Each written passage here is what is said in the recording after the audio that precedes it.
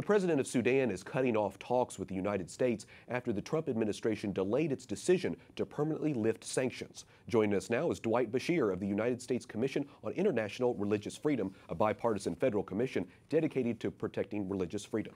So, Dwight, the extended sanctions require the government in Sudan essentially to stop the ongoing regional conflict, to improve humanitarian access throughout the country, to work with the United States on regional conflicts and confronting terrorism. Why do you think these sanctions are so important that they stay in place? Well, first of all, what it doesn't account for is the horrific human rights and religious freedom situation. So, if the sanctions were lifted, it would send the signal that despite a deteriorating landscape for freedom of religion or belief, that the government is being rewarded. So I think it is an important indicator that there is a postponement here, get a chance to look more deeply and factor in the human rights and religious freedom situation.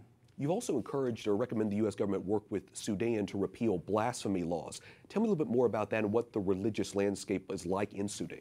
Yeah, well, it's a tough environment. First of all, if you're a Muslim and you're kind of not in the norm or kind of outside the normal understanding, you can also be targeted. But certainly for those who are not Muslim, if you insult anything within the Islamic landscape, you can be targeted, put in jail, fined, and penalized. So it's important that we send a signal that it's important to repeal these laws and also work with the government to help us make progress there.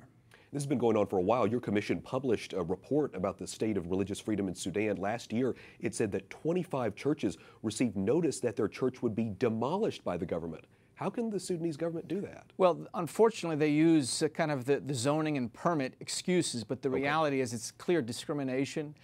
They're going after these Christian houses of worship, and it's very clear that this is a campaign and it needs to be stopped, and it's important that the administration speak out about that. Really quickly, Dwight, I know that Christianity is only about 3% in Sudan, very small, tiny minority. What more can be done to advocate for their religious freedom? Well, I think it's important, first of all, that the U.S. government speak out on as much as possible about the situation there. This is a small minority that's facing a severe situation. Churches demolished, people being put in jail. There was more than 100 pastors imprisoned over the past 4 or 5 years.